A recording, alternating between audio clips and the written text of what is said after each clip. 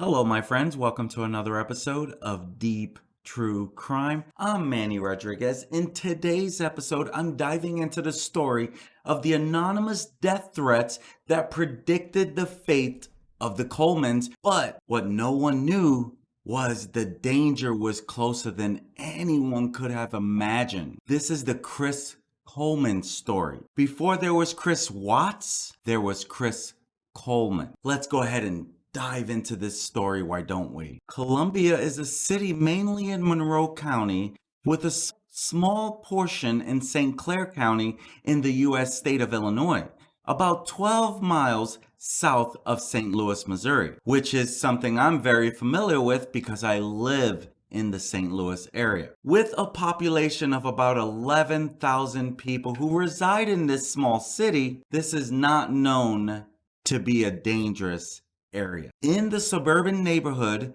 Christopher and Sheri Coleman, married for 12 years, lived in this home for 4 years. They raised their family here. Church had always been at the core of Coleman's family. Chris's parents, Connie and Ron, were co-pastors of the Grace Church in Chester, Illinois.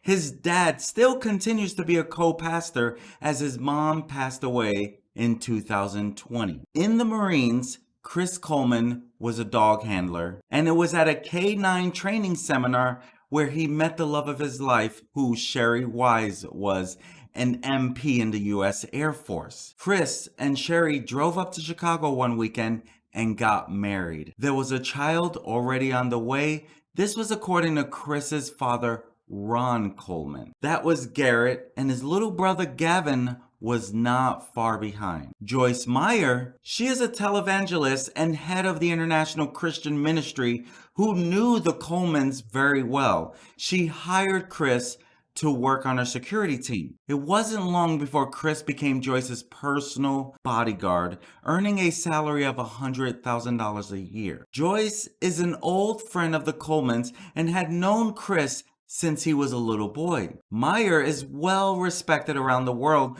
but there are some people who may not like televangelists and who turn their criticisms into condemnation. Chris Coleman, he claimed that he too was the target of hate, telling relatives and law enforcement that he got chilling emails like one that reads, "Tell Joyce to stop preaching the blank word, or Chris's family will die. I will kill them all as they sleep." And when one of those threats was allegedly stuffed into his mailbox outside the Coleman house, everyone began to worry. Chris's mother, Connie, says Sheri was extra frightened because that letter was delivered while Chris was traveling with Joyce Meyer in Hawaii. When he returned, he filed a police report. Justin Barlow lived across the street.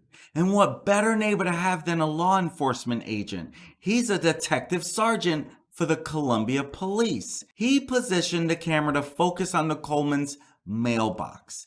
Columbia cops also put on extra patrols, but they never saw anyone lurking around. The camera did capture images of Chris playing catch with Garett and Gavin. 12 hours after that family outing, the boys and their mother were deceased. It was 6:43 a.m. in the morning on May 5th, 2009, when a call came into Detective Barlow. Chris was at the gym and said he couldn't reach Sheri by phone. When Barlow entered the house for a welfare check, he saw a harrowing scene. All three were strangled in their beds. They remained in their beds where they were found. Sheri Coleman had 3 marks around her neck that indicated she fought hard, and also had a black eye. There was spray painted walls through the house. Only a monster could do such a thing. The small police department called in reinforcements from the state police and the FBI. The brutal and gruesome nature of the crime had cops wondering, were they looking for a possible serial killer? 31-year-old Sheri Coleman and her sons, 11-year-old Garett and 9-year-old Gavin, had been strangled to death in their beds. It would take 2 years and thousands of hours of police work before they would have justice. Chris, Sheri, and their boys lived in this 2-story home in the 2800 block of Robert Drive in Columbia, Illinois, a short drive away from Chris' parents in Chester. Friends and neighbors described Chris and Sheri as a wonderful couple, and with Gavin and Garett, a beautiful family. Then the warning letters began. In mid-November 2008, a threatening email filled with a number of obscenities is sent to Chris Coleman, Joyce Meyer, and her son Dan Meyer. In early January 2009, Coleman reached out to a neighbor who worked for the Columbia Police Department, Detective Sergeant Justin Barlow. He told Barlow and local authorities about a threatening letter that had been left in his mailbox. Police agreed to patrol the neighborhood, and Barlow installed a security camera pointed at the Coleman's mailbox. Neither the camera nor the extra patrols yielded any results. Over this same time period, Sheri would tell friends that Chris's demeanor had changed. She suspected an affair. She also confided to a friend that if something happens to me, Chris did it. In late April, Chris Coleman contacted local police again about another note with threats against his family. On the morning of May 5th, 2009, Chris Coleman left his home in the 2800 block of Robert Drive to go work out at a gym in South St. Louis County. He called Sheri's cell phone and left a message. He texted her again while at the gym and called once more when he was on his way home. Chris called Barlow and the Columbia Police Department and requested that they check on Sheri and the boys. Barlow met a Columbia police officer in front of the Coleman house. They too discovered a basement window had been opened. The pair entered the basement and made their way through the house. During the search, they saw spray paint on the wall saying in big red letters, "I am always watching. You have paid and punished." Police found the bodies of Sheri, Garett, and Gavin in their beds. They had marks on their necks indicating the person responsible used a cord or rope. While police were searching the house, Chris had pulled into the driveway just before 7 a.m. Another officer had arrived and kept Chris outside the residence. Barlow and the other Columbia officer leave the home and inform Chris his family is deceased. Chris is then taken to the Columbia Police Department and he is interviewed. Investigators suspected Chris could be involved in his family's death. Watch a little of his interview right here. And you know what, for right now, I'm just going to have a seat there. I'm sure that's what I want to do, but... I mean, obviously, we got an investigation to do, so I got to go over your mind, all right? It's just because we're talking to you, we're talking to a lot of people, okay? I've done it before myself.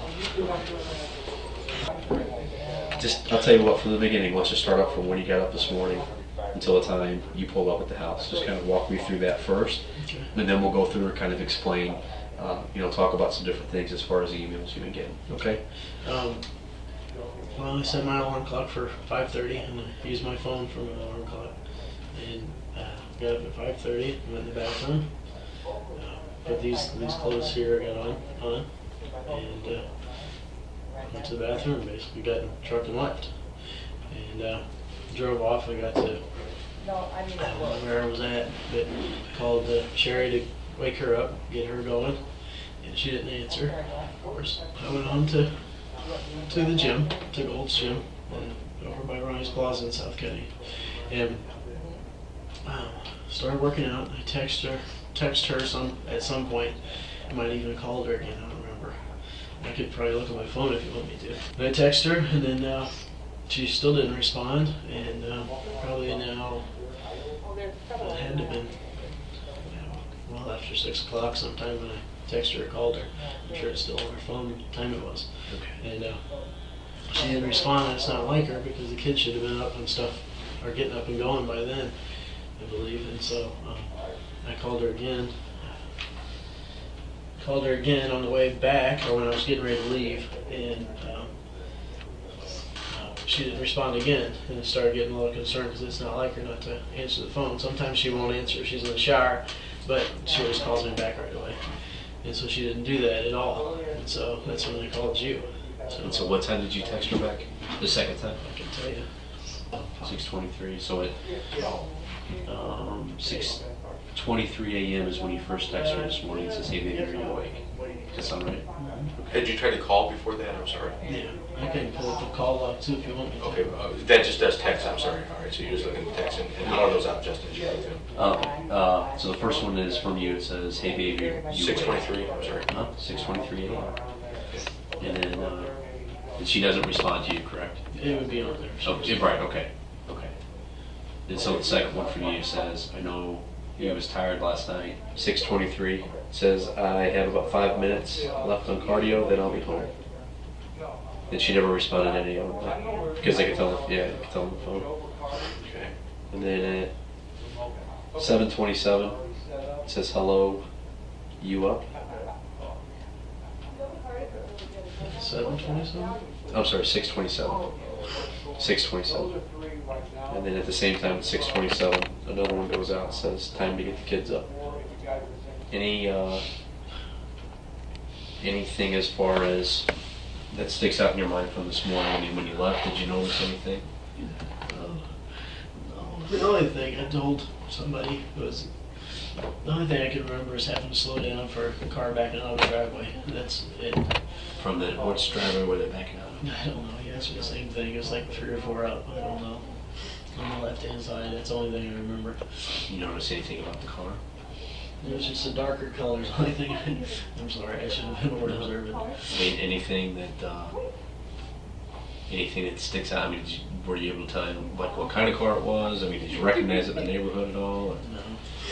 No, it was just backing out of the driveway. I didn't even see it come out of the garage or anything. We've got when you left the house this morning, was your wife alive? Oh yeah. What would you say if I told you that I don't think she was? I don't know. I don't know what to tell you. I mean, I think she was. I mean, she was. Okay. She was laying right beside me. Right. And I'm not doubting that.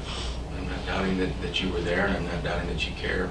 But I am doubting that she was alive when you left this morning. Physically, what we have are different ways to tell how long a person's been deceased. That was done. And what do you think that showed? I don't know. I guess the time frame when I was gone. I mean, No, you guys wrong. Chris, we need to get this resolved, okay? That you can't argue with physical evidence. I'm not trying to argue with it. All I right. don't. What I'm telling you is there is no other explanation. There's no other reason that the information we have would support what you're telling us. That it can't.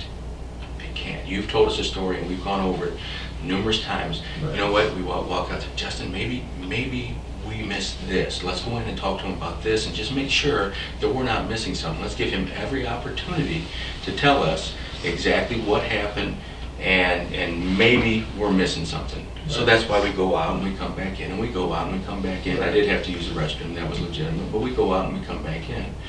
And we felt very comfortable that we had given you every opportunity to tell us something that was going to contradict the information that we had. All right, we've got this information, you're saying it, and we're giving you opportunity to give us something contrary to what you told us before, so that, okay, yeah, all right, that would make sense. That hasn't happened. I'm just telling you That what hasn't happened. happened. Listen, man, she wasn't alive when you left. She was alive. No, She wasn't. was. She was laying right beside Listen me. to me. We can go back and forth with this all day long, but the physical evidence doesn't lie, man. She was not alive when you left this morning. The children weren't alive when you left this morning. Yes, they were. No, come on, Chris. They We gotta get over this. Now there's reasons, and that's the point we're at. I wanna hear the reasons. Now is when we need to find out what happened, man. It's so important. You're at a great point to be able to help us to try to figure this out. We already know what happened. We need to know why it happened. I don't All know right, what to tell you. listen, no, you do know what to tell us. No, I don't. Come on, Chris. She was not alive when you left. The children were not alive when you left. You know that's true, and I know that's true. No, it just... We need to clear this up now. We need to clear it up now. Did something happen? What happened? Nothing happened. What was going on in your life, Chris? Because I can't buy what you're saying. The physical evidence does not lie, Chris. It does not. She was not alive when you left, period. The physical evidence does not lie, man. What do you want me to tell you? The truth. I'm telling you the truth. How did we get to this point? That's what I need to know. I need to know how and why we got to the point we're at right now. We both know you're not telling me the truth. We both know that. I've done this a long time. I'm looking into your eyes, and I can tell you you're not being truthful, Chris. We need an answer. And there are answers. As bad as this sounds, as bad as this looks, or you may think it looks, we understand, and I've talked to many people who have given me reasons, and it's like, you know what, okay, all right, I can understand how somebody might have been feeling that at that time. And maybe they acted on it and they shouldn't have, and they regret it. There's no way to turn clocks back. You can't turn clocks back. You understand that, don't you? Right. You can't turn the clock back. The only thing we can do is go forward from this point, and we need to know what and why it happened. Come on, Chris, help me out with this. I'm telling you, I've already told you. I've told everybody. I told the guy in the ambulance. I told you. I told him. The more we go back like this, the more it makes me think that there maybe even isn't a good explanation for it. I mean, we need to know what happened. We can't keep going on this. It didn't, she was alive when I left. We know that's not true, and there's nothing we can do about changing that. If we know she wasn't alive when you left this morning, there's got to be an explanation. Now is the time to tell us. Now is the time to get this out in the open. I don't know what else to tell you. Yes, you do. Yes, No. you do. You have to tell me the truth, Chris. I'm telling you the truth. Were you involved in her death? No. Okay. Was someone you know involved in her death? I don't know. Did you know? Did you talk to anybody about arranging her death? No, absolutely not. Okay. You're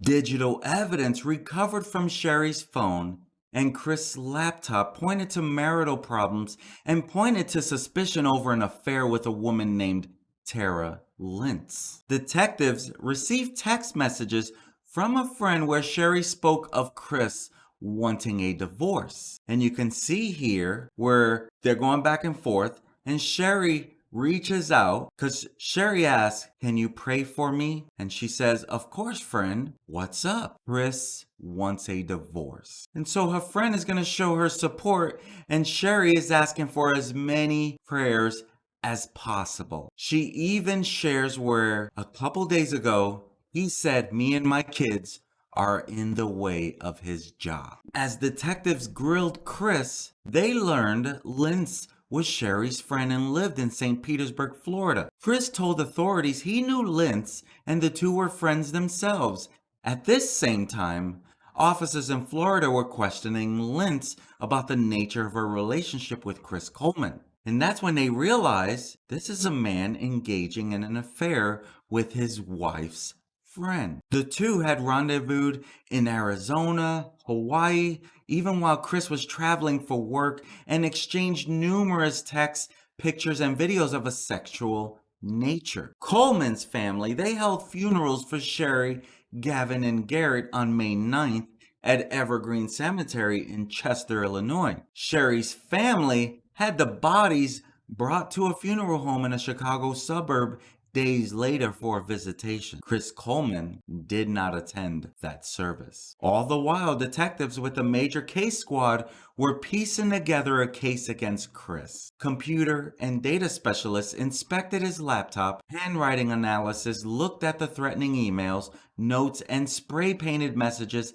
in the home, and forensic examiners pored over police paperwork and the autopsy reports on the victims. Evidence was also recovered from a stretch of Interstate 255 that authorities searched near the Jefferson Barracks Bridge, the same route Coleman would typically take going to and from the gym. However, cell phone tracking would later show Chris took a longer route home on the morning of May 5th, 2009. Investigators had very good reason to suspect Chris Coleman killed Sheri and their sons. In an interview with reporters days later, The head of the major case squad, Major Jeff Connor, said he believed he knew who killed Sheri, Gavin, and Garett. After a conference call with famed forensic pathologist Dr. Michael Baden, in which the doctor said Sheri and her kids were almost certainly murdered before Chris left the house that morning,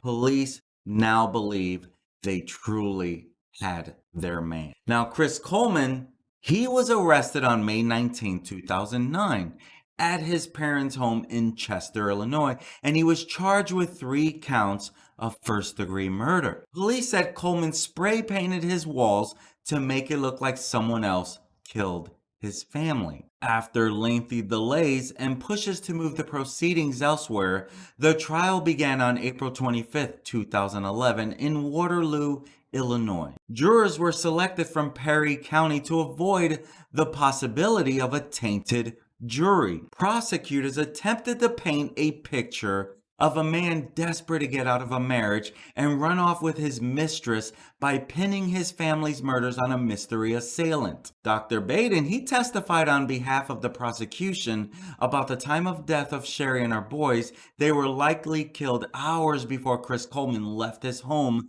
that morning. A computer forensic analyst told jurors the threatening emails sent to Chris in the months prior to the murders were actually sent from Coleman's own laptop using his login information. Law enforcement from the Columbia Police Department, including the Coleman's neighbor Justin Barlow, testified about the immediate aftermath of the murders and subsequent investigation into Chris Coleman. A Columbia detective said she found a receipt for red spray paint in Coleman's house and eventually traced it to a hardware store. Joyce Meyer, she made a recorded testimony which was played before the court. And ma'am, what is your occupation in general? I'm a Bible teacher, a minister.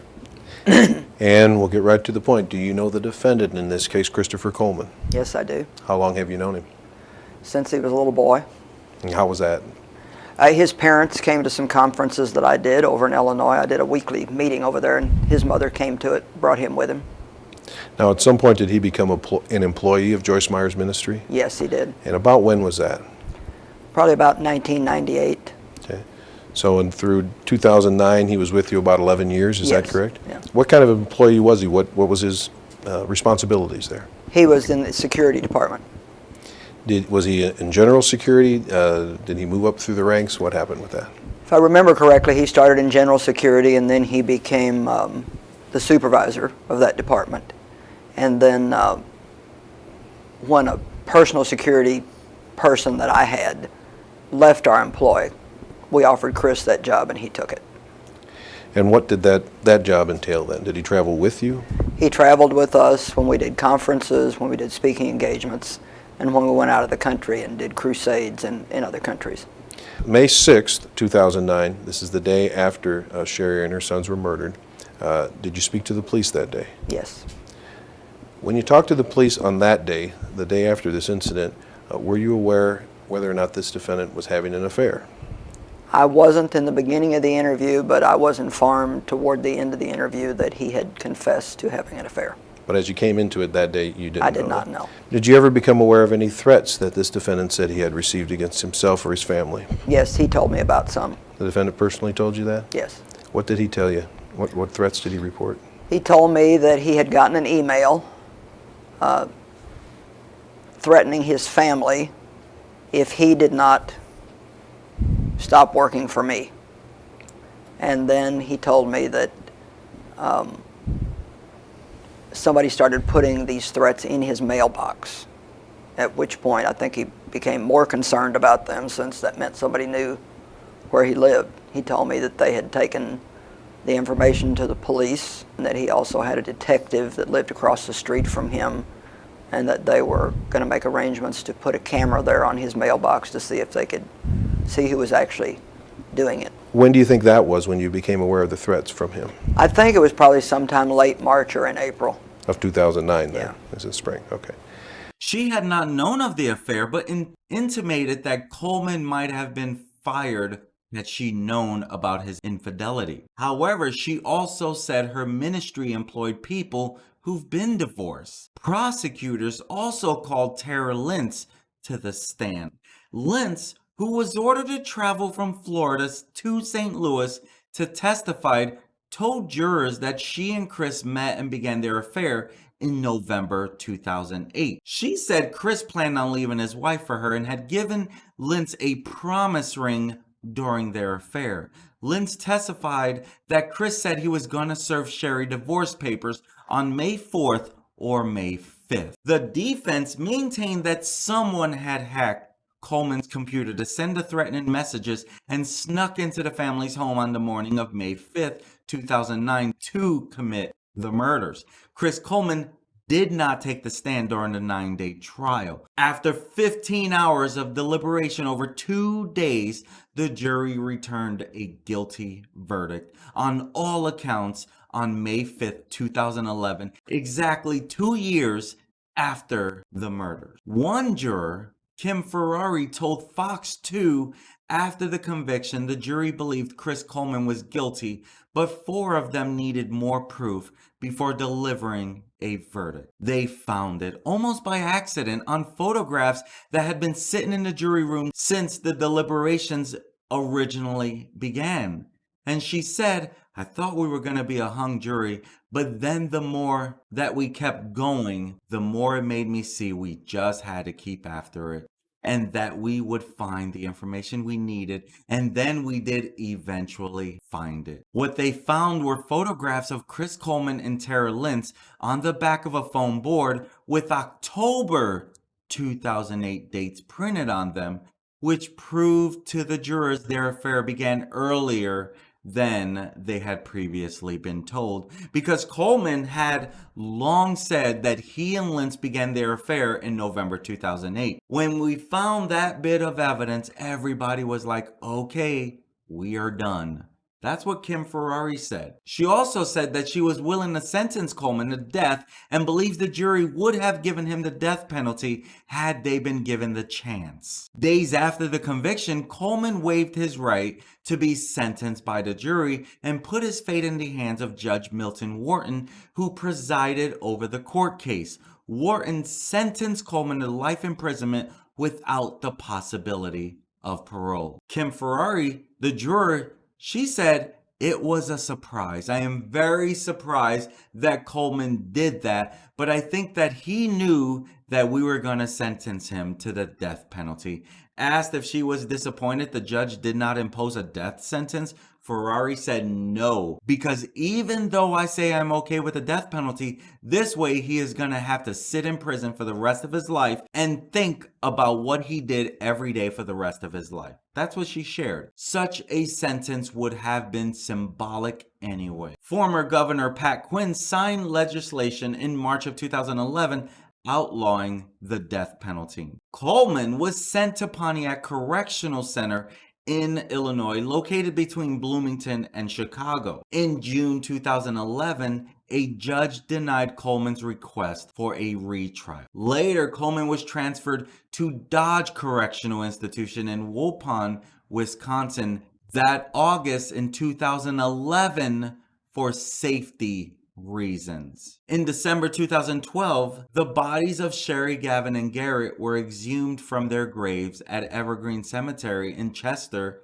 and relocated to Sheri's hometown just outside Chicago. Chris Coleman's family fought a protracted legal battle to keep the bodies in Chester, but a judge ultimately decided that a convicted murderer should not be able to keep control of his victims. Chris's own future gravesite would have been right next to his murdered wife and son. Coleman's parents at the time, who still lived in the southern Illinois town, said they had an equal right to be near their grandkids. The gravestone marking Sheri and her boys remained at Evergreen Cemetery because it had been paid for by Ron and Connie Coleman. Coleman and his attorneys attempted to appeal his prison term yet again, but in January 2015, a judge upheld the conviction and life sentence. In April 2018, an interview with Crime Watch Daily, Chris Coleman maintained his innocence and said he was set up. Actually, what never came out in courts is I had 2 laptops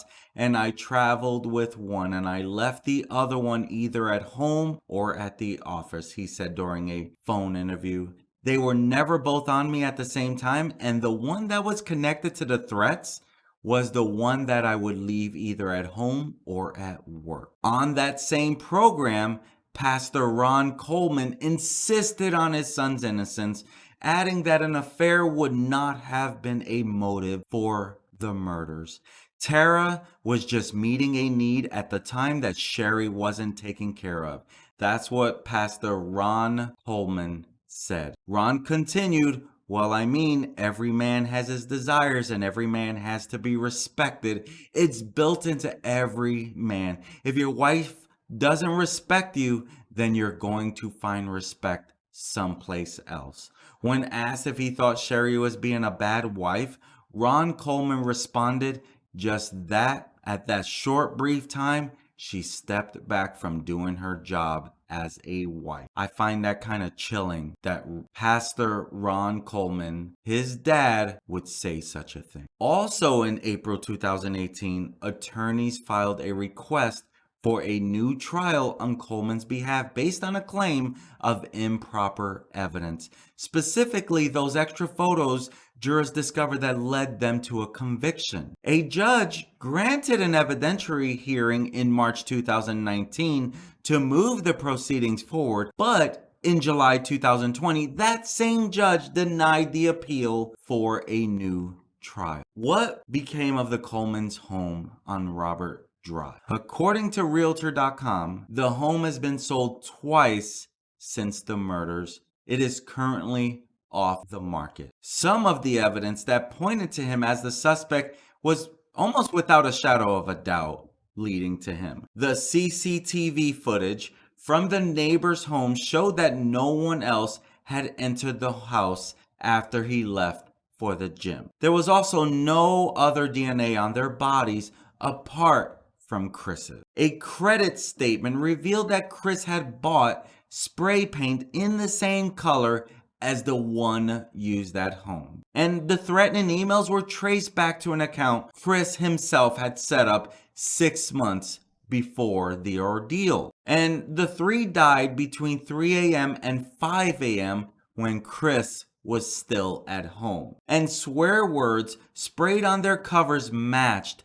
Chris's handwriting. So it's pretty much without doubt he did this heinous act. My friends, my whole purpose is to keep you updated on what could go wrong in this crazy world we live in. To share with you these heinous stories to help you be a little more alert, a little more aware, a little more careful, and to be a voice for the victims. These 3 victims were taken from this world way too soon for a selfish act. He didn't want a divorce because he might lose his job. Is that a possibility? He didn't want a divorce because he would lose everything. Is that a possibility? Did he want a divorce so he can be with this girl in Florida? Is that a possibility? Why would he do this? We don't know. We will never know. My friends, be careful who you trust and who you love. And I don't know that this could have been prevented because she probably did not think he could do such a thing. My friends, I'm Manny Rodriguez. Thank you for joining me today. I look forward to serving you and being a voice for the victims again. Peace